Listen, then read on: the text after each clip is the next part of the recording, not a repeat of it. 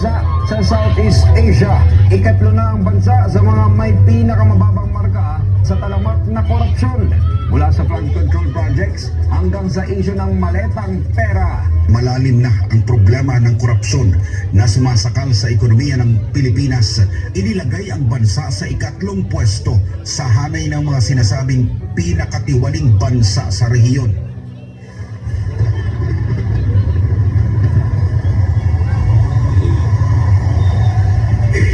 Gulong na yan, mga kurako! Gulong na yan, mga kurako! Gulong na yan, mga kurako! Gulong na yan! Isigaw mo! Isigaw mo! Huwag na tayo magiging ng isang upuan. Isigaw mo! Katotohanan! Isigaw mo! Pilipinas gising! Huwag na tayo magiging ng isang upuan.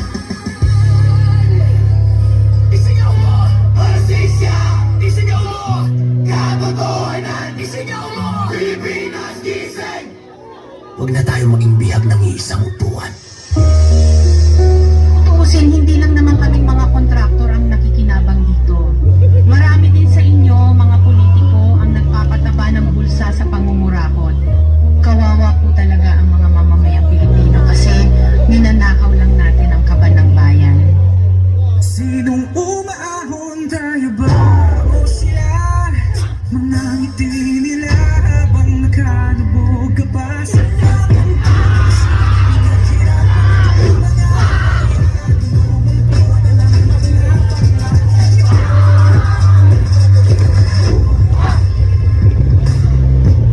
Si Johnny pala yun.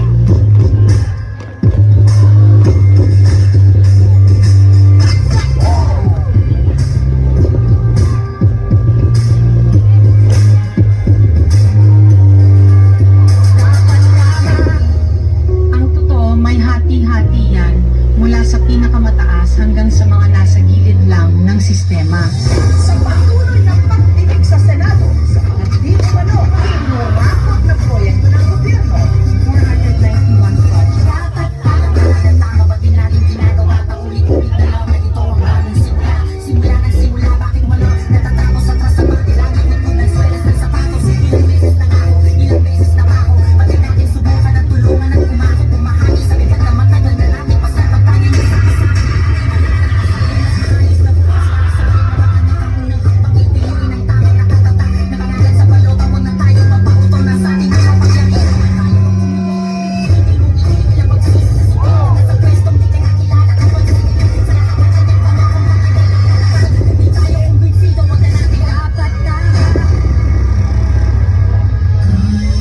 Huwag ninyong ipakita sa publiko na malinis kayo dahil sa bawat proyekto may kapalit na porsyento para sa inyong mga opisina. Tingnan ninyo rin ang mga pangalan na nakaupo ngayon at lalo na sa mismong mga nagpapalakad ng gobyerno.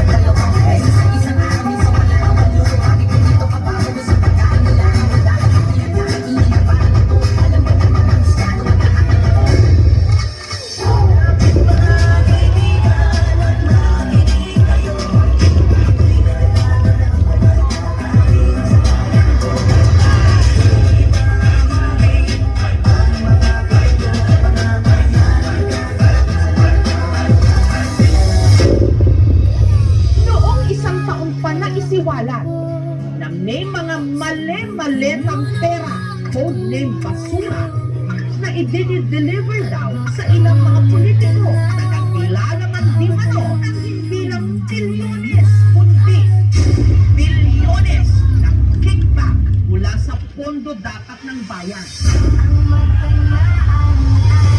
Nakakapagod ng maging mahirap.